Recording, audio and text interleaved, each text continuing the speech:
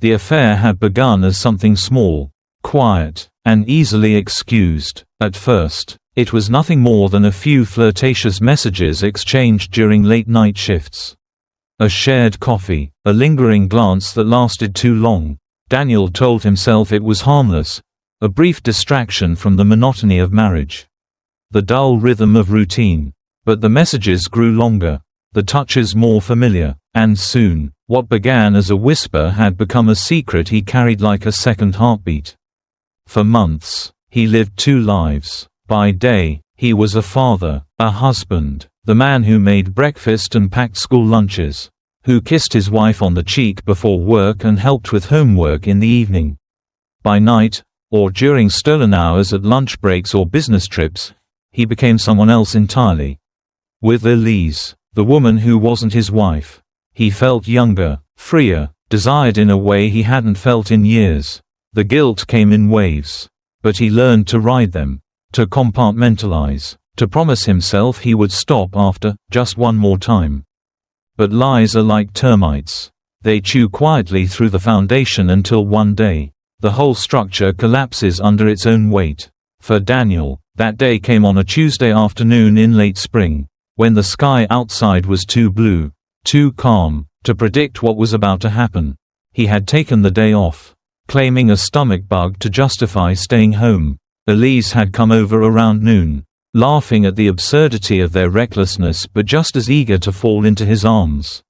They barely made it upstairs. The house was quiet, his wife at work, their son at school, and for a moment, Daniel allowed himself to believe in the fantasy that they were untouchable, that the world outside their bed didn't exist. He didn't hear the car pull into the driveway. He didn't hear the key in the lock or the door creak open. But he would remember forever the sound of his wife's footsteps on the stairs. The pause, that terrible, pregnant pause, outside the bedroom door. And then the silence that followed as she saw them, her husband and another woman, tangled in the sheets they had chosen together years ago, in the bed where their son had once crawled in after nightmares. She didn't scream, she didn't cry, she stood frozen, her hand gripping the doorframe, her eyes wide and disbelieving. And Daniel, he froze, too, his mind emptied, his body turned to stone. Elise scrambled to cover herself, muttering apologies that sounded absurd in the echo of that sacred space now broken. Then came the sound that would haunt Daniel for the rest of his life, the soft, tentative voice of their 8-year-old son from the hallway. "Mom, why are you home early?" The boy appeared behind her, eyes blinking up at his mother before following her gaze into the room. His face twisted with confusion, then slowly darkened with something heavier, something that didn't belong on a child's face. Daniel tried to speak, to say anything, but no words came. His wife turned to their son, gently pushed him back into the hallway, and shut the door, not with rage, not with violence, but with a finality that broke him more than screaming ever could. What followed was a blur. Elise dressed and fled, her presence vanishing like smoke. His wife didn't speak, she simply walked downstairs, picked up the house phone, and called her lawyer. He heard her voice steady, calm, almost mechanical. She wasn't asking questions, she was giving orders. Daniel sat on the edge of the bed, naked and ashamed, staring at the floor as though it might open up and swallow him whole. The weight of what he had done pressed into his chest like a stone. Every lie, every excuse, every moment he'd convinced himself he could have both lives came crashing down in that single hour. He packed a small bag, not because she told him to leave, she hadn't needed to. The air in the house had changed. It no longer welcomed him.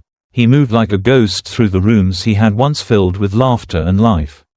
Now nothing more than an intruder. His son wouldn't look at him. His wife didn't say goodbye. The door closed behind him, and it felt like a tomb ceiling. Out on the street, Daniel sat in his car, staring at the house, hoping for some movement behind the windows, a sign that maybe he could fix what he had broken. But there was nothing, just the slow realization that he had destroyed everything that mattered to him. Not in a fit of anger or malice, but with the slow, selfish drip of betrayal. As he drove away, Shame coiled around his throat. He didn't have a destination, just the urge to be anywhere but near the evidence of what he had become. He checked into a cheap motel that smelled of mildew and regret, and lay on the thin mattress staring at the ceiling, his chest hollow. The silence was louder than anything he had ever known. That night, he didn't sleep. Instead, he replayed it all: the first message, the first touch, the first lie, and then the moment his son looked at him through the bedroom door. That image wouldn't leave him. It carved itself into his memory like a scar that would never fade. Daniel knew then that this wasn't just a mistake. It was a fracture, an earthquake that had shattered the very ground beneath the people he loved.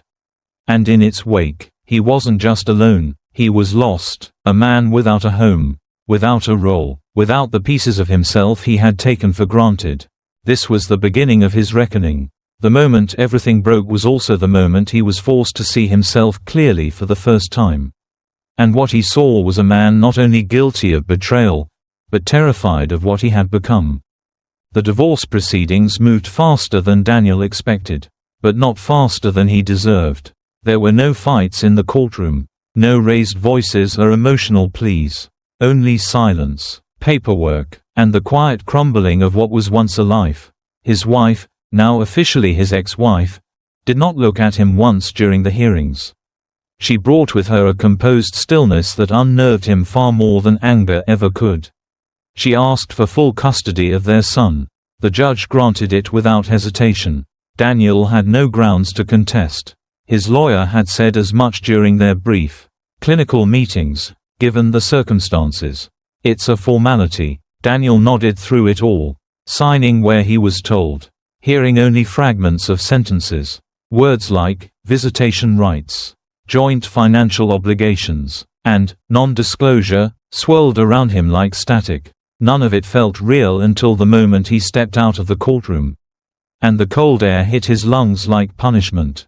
He was no longer a husband, no longer a father in any meaningful sense. He had become a figure in the background of his own life. When his parents found out, the conversation was brief and final. His mother cried but refused to see him. His father didn't raise his voice. Instead, he said one sentence that cut deeper than any scream: "You've brought shame to this family." And then he hung up. After that, Daniel's messages went unanswered. Birthdays came and went without calls.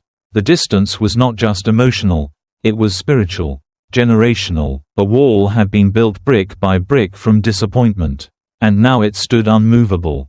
Friends he had once laughed with became strangers. Texts dried up, invitations stopped. Even the ones who might have forgiven him hesitated to be seen by his side. He was a cautionary tale, the man who threw away a perfect family for a moment of selfishness. Worse still, Elise, the woman for whom he had risked it all, began to drift.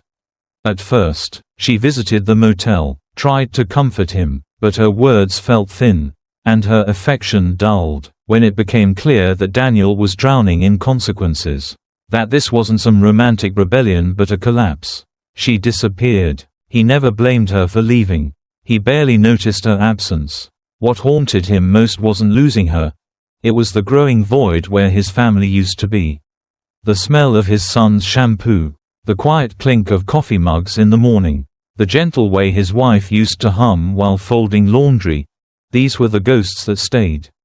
With nowhere else to go, he rented a one-room apartment on the edge of the city. The walls were yellowed with age, the floor creaked with every step, and the window faced an alley choked with dumpsters.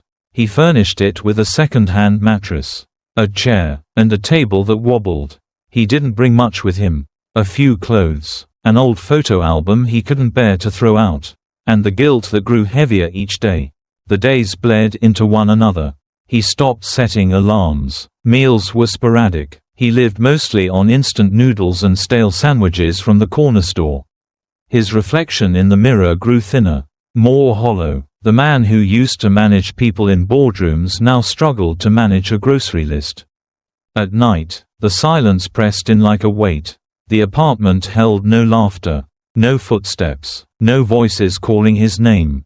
Just the buzz of the old refrigerator and the ticking of a clock he almost resented. He tried watching movies, reading, even journaling, but nothing could distract him long enough. His mind always wandered back. Sometimes he'd lie in bed and imagine alternative realities, versions of the past where he had resisted the temptation, futures where his son still ran into his arms, where his wife still smiled at him across the dinner table. But these were dreams, and he always woke up to the same cold room. He thought often about redemption, but he didn't know where to begin. He couldn't fix what he'd done. He couldn't go back. The world he had known was gone, and the man he used to be had vanished with it. All that remained was this shell, a man stripped of titles, of identity, of belonging. Sometimes he walked for hours without purpose, just to move, just to escape the confines of the apartment. He would pass playgrounds and pause outside the fences, watching fathers push their kids on swings. He didn't cry anymore. There were no tears left, just a dull ache in his chest that felt permanent. Daniel began to understand that this was his punishment, not just the loss, but the ongoing silence, the absence of connection, the endless loop of regret.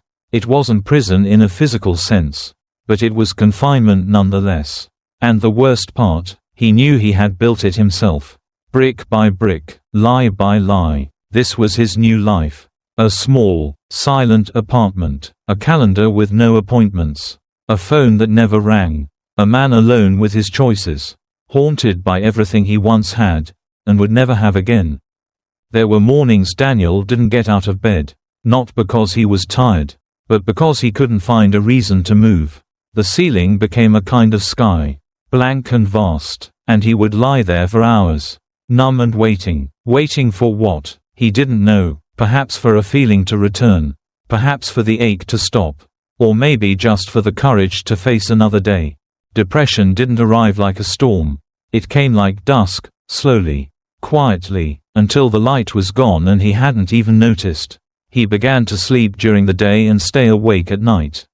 Not by choice but because darkness felt more honest. There were no calls, no obligations, no eyes watching, just the hum of the refrigerator, the buzz of a nearby street lamp, and the weight of his thoughts.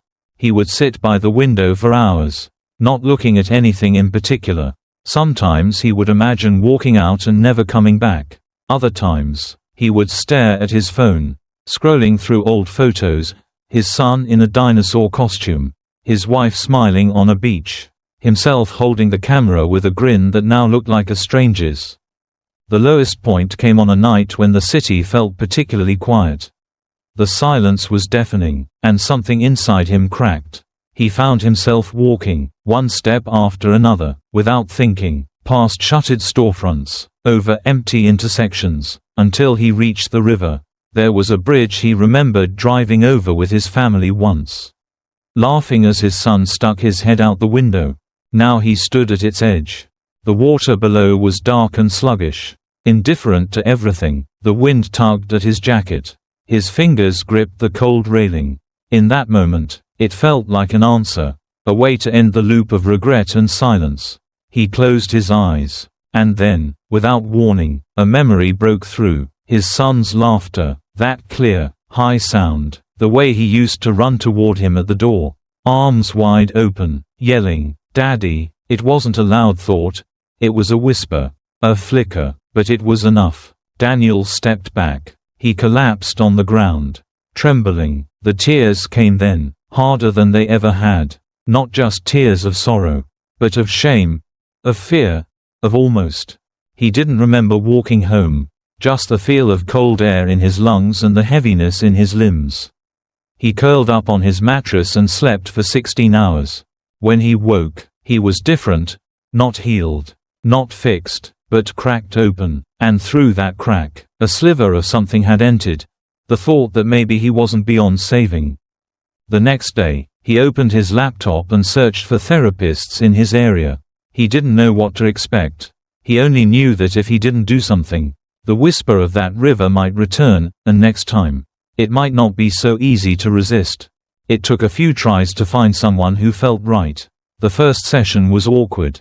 He didn't know what to say. He stumbled over his story, tripped on words like affair, betrayal, and failure. The therapist, a middle-aged man with calm eyes and a quiet voice, didn't interrupt, he just listened. Over the weeks, Daniel returned, not because he wanted to, but because he needed to. He began to unpack the pieces of himself, one at a time, the guilt, the self-loathing, the emptiness. He began to ask hard questions. Why had he cheated? What was he really escaping from? Who had he been trying to become? Some sessions left him hollow, others angry, but little by little, the darkness began to recede. The fog didn't vanish, but it lifted enough for him to see the road ahead. He started writing again, not for anyone else, just for himself. Pages and pages of thoughts he hadn't dared to voice aloud. Memories, apologies, dreams. Some nights, he would still wake up panicked, heart racing, but now he had a place to bring that panic, a room with a chair, a lamp, and someone who didn't look away. It wasn't redemption, not yet, but it was motion. Daniel began to make small changes. He cleaned the apartment, he ate better, he took walks not just to escape, but to breathe. He reached out to an old colleague and offered to help with freelance work. For the first time in months, he felt the warmth of purpose again, faint but real. The scars of what he had done remained. The loss still carved at him, but for the first time, he wasn't trying to outrun it. He was turning to face it. And that, he realized, was the beginning of forgiveness, not from others, but from himself. It was the first whisper of light after too long in the dark. The first time Daniel opened a blank journal, he stared at the empty page for nearly an hour. The silence of it mirrored the silence inside him, both full of potential and completely paralyzing. But eventually, he picked up the pen, more out of desperation than inspiration. His handwriting was shaky at first, uncertain, as though afraid of being judged even by ink. But soon the words began to spill, fragmented thoughts, disconnected phrases, confessions he couldn't yet say aloud. He wrote without censorship, without revision, no metaphors, no attempts to sound wise. Just raw, blunt honesty. I cheated, I lied, I ruined us. He didn't ask for forgiveness on those first pages. He didn't blame anyone. For the first time, he simply sat with his truth, not to escape it, but to own it. Writing became his mirror, and in that reflection, he saw a man not only broken by his mistakes but slowly becoming strong enough to hold them without flinching. In therapy, he shared pieces of what he wrote.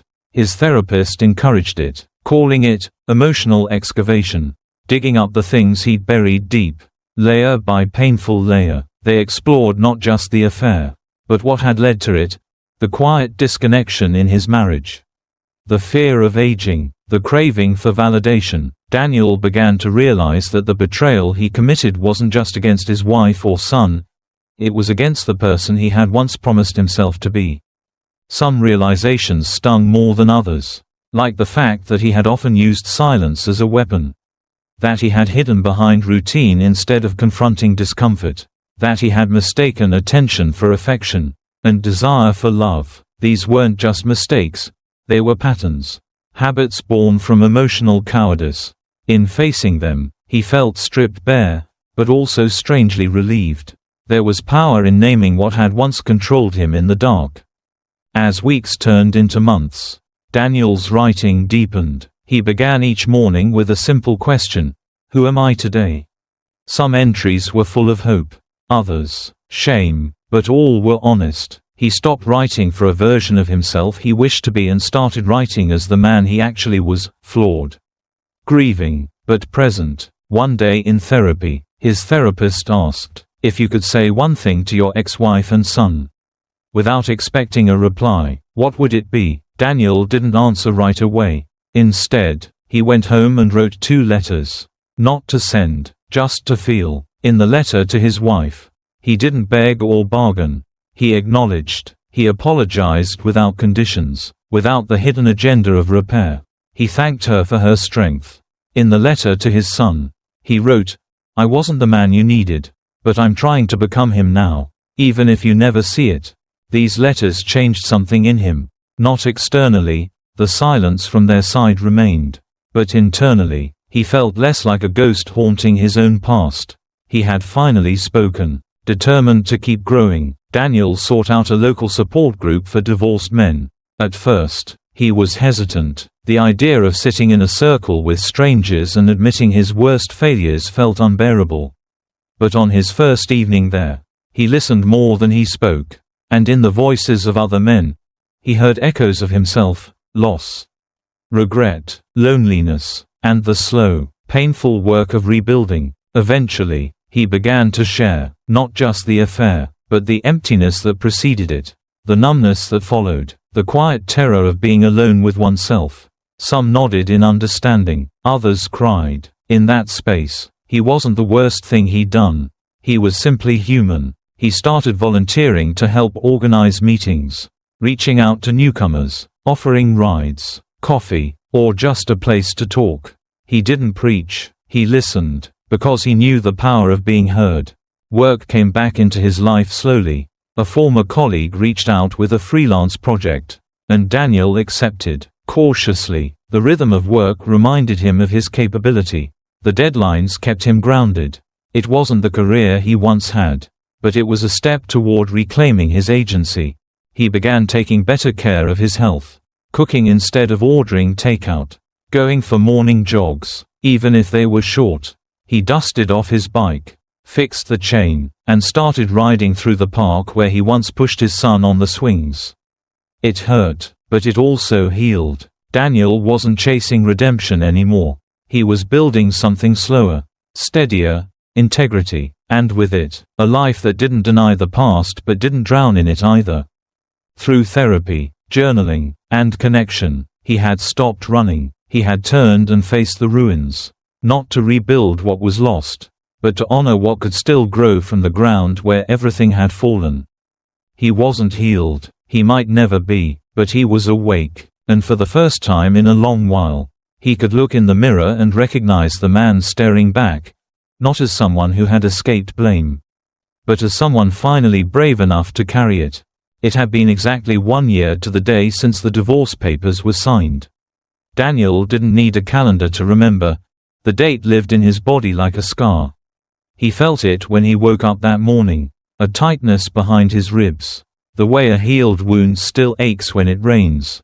The world outside looked the same as any other late autumn morning, gray skies, bare branches, a soft drizzle hanging in the air. But for Daniel, everything carried more weight, more silence, more remembering. He made a cup of tea instead of coffee that day. Something gentler, something quieter. He sat by the window, journal closed in front of him, hands wrapped around the warmth of the mug. He had written countless pages since beginning therapy, some hopeful, some hopeless, all of them pieces of a man trying to rebuild himself from the inside out. But today was different. Today, he opened a fresh sheet of paper, not for himself, but for the boy he hadn't seen in nearly 6 months. There had been no visits. That had been part of the agreement, no contact until further evaluation. He had respected the boundaries, not out of indifference, but because it was the only way to show he was serious about change. Still, not a day passed that he didn't think about his son. Every morning when he brushed his teeth, he remembered teaching the boy how to spit the foam into the sink. Every grocery run reminded him of snack choices and lunchbox notes. His son lived in the margins of every routine. Daniel stared at the paper for a long time. What could he possibly say? What could words offer that actions hadn't already taken away? And yet, the urge to speak, to be heard, was undeniable, not for his sake, but for the child he had failed. He began simply, "Dear Ethan." His hand trembled slightly as he wrote. He breathed through it. This wasn't a performance. There would be no edits. "It's been a long time since I've heard your voice. And even longer since I held you. There is so much I want to say. But I will start with what matters most. I'm sorry." The pen hovered, and for a second he hesitated. But he kept going. "I hurt our family. I made choices that I can never undo.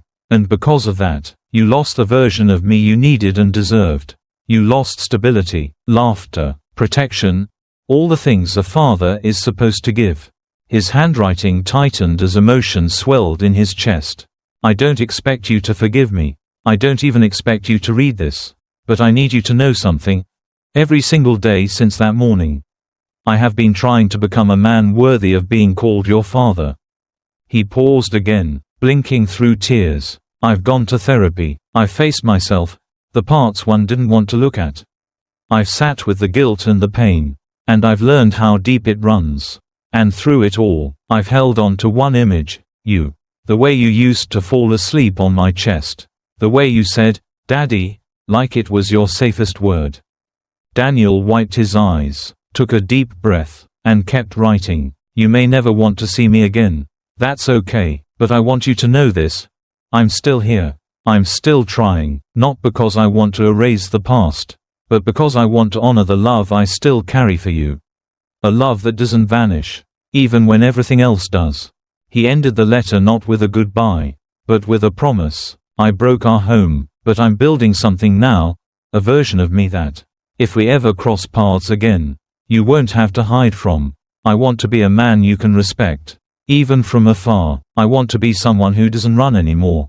With all my love, always, Dad." When he finished, he read it once, not to correct, but to feel it. Every word was a stitch in a wound he had long carried open. He folded the letter slowly, deliberately, and slipped it into an envelope. On the front, he wrote his son's name. Nothing more. He placed it on the table and walked away. For several weeks, the letter remained there, untouched. Sometimes he would pick it up, weigh it in his hands, then put it back. He wasn't sure if sending it was the right thing to do. He feared it might reopen wounds for his ex-wife. He feared rejection, but most of all, he feared silence, the possibility that it would fall into a void and never be acknowledged. But he also knew that silence had already surrounded them for too long. And maybe, just maybe, this letter wasn't for a response. Maybe it was an offering, a quiet bridge, built from paper and ink. One rainy evening, when the city was hushed and the streets shimmered with headlights on wet asphalt, Daniel took the letter, put on his coat, and walked. His ex-wife's house was only a 20-minute walk away, but it felt like a lifetime. Each step was a memory, each corner a shadow of who he used to be. When he reached the familiar street, he hesitated. Lights were on inside. A bicycle leaned against the porch. The wind carried the smell of wet leaves and distant firewood. He approached the mailbox, heart pounding. No one was outside, no sound but the rain and his breath. He slipped the letter into the box. Not with fanfare, not with hope, just with quiet resolve. Then he turned and walked away. Not faster, not slower, just forward. A man who had broken everything, and who, for the first time, was learning what it meant to rebuild. He didn't know if Ethan would ever read the letter, but he had written it. And that, for now, was enough. The days that followed were quiet. Daniel didn't wait by the phone, didn't check the mailbox every hour. He had let go of expectation the moment he slid the letter into that small metal box. What came next, or didn't come, was out of his hands. And that realization, strangely, felt like peace, a fragile, breathless peace, but peace nonetheless. He returned to his routines. Morning walks, journal entries, occasional therapy sessions. He made soup one afternoon just for the comfort of it and ate it while watching rain streak down his window. The world, in its mundane rhythm, continued to move, and for once, Daniel let himself move with it, not against it. He had learned not to measure healing in grand moments, but in the softness of surviving an ordinary day. A week passed, then another, and then another. There were moments when the silence curled up beside him like a familiar shadow. He wondered, quietly, if the letter had been thrown away, if it had been read and discarded, if it had caused pain. But he never let those thoughts root too deeply. He reminded himself that the letter wasn't a plea. It was a truth, a promise, and promises, real ones, asked for nothing in return. Then, one afternoon, as golden light spilled across his small apartment floor, Daniel's phone buzzed on the table. The sound startled him. He wasn't expecting anyone. He rarely received texts these days. He picked it up, heart already racing, before he even saw the screen. One message, no name, just a number, 3 words. I read it. Daniel stared at the screen for a long time. His breath caught. The sunlight suddenly felt warmer, the room sharper in its detail. He read it again, not because he hadn't understood, but because he couldn't believe. I read it. There was no, "Dad. No, I forgive you." No punctuation, just the bare truth. But it was enough. He didn't respond, not immediately. There was nothing to say that wouldn't feel too heavy or too small. Instead, he held the phone in his hand and sat very still, allowing every emotion to rise and fall without judgment. Relief, sadness, gratitude, grief, hope, all of it at once. For the first time in over a year, he smiled. Not a wide grin, not a performance, just a small, quiet curve of the lips. Like a flicker of light in a dark room. Because it was something. A crack in the wall. A hand held out through the fog. He didn't know what would come next. Maybe nothing, maybe silence again, but the door had opened. Even just an inch, and when you've lived in darkness, even a sliver of light can feel like salvation. Later that evening, he wrote in his journal, "Today, my son acknowledged my existence. Not my apology, not my past, but the fact that I'm still here. And somehow, that feels like enough to keep trying." He closed the notebook and placed it gently on the table. He stood up, walked to the window, and looked out at the street below. People hurried past, unaware of the quiet miracle unfolding in one man's life. A car honked, a couple laughed across the street. Somewhere, a child yelled. Life, indifferent and beautiful, kept going, and so did he. For months, Daniel had lived with the belief that the best he could hope for was forgiveness from others. That if his son said, "I forgive you," he might be free, but now he realized that the harder work, the more necessary work, was forgiving himself. Not as an escape, but as a responsibility. He walked to the mirror. The man staring back was older, wearier, but clearer somehow. He didn't flinch from his own gaze. He didn't shrink. "You did something terrible," he whispered, "and you're still here, still trying, still learning." He touched the mirror gently, as if greeting someone he hadn't seen in years. That night, Daniel didn't lie awake replaying the past. He didn't reach for his phone. He simply lay in bed, eyes closed, breathing deeply, and just before he drifted off to sleep, he whispered the words he had once feared he'd never believe. "I'm becoming someone I can live with." Outside, the night was still, but inside, something was moving, not loudly, not quickly, but forward, and maybe, just maybe, that was enough. Because forgiveness from others might come slowly, or not at all, but the journey toward forgiving yourself, that was where healing truly began.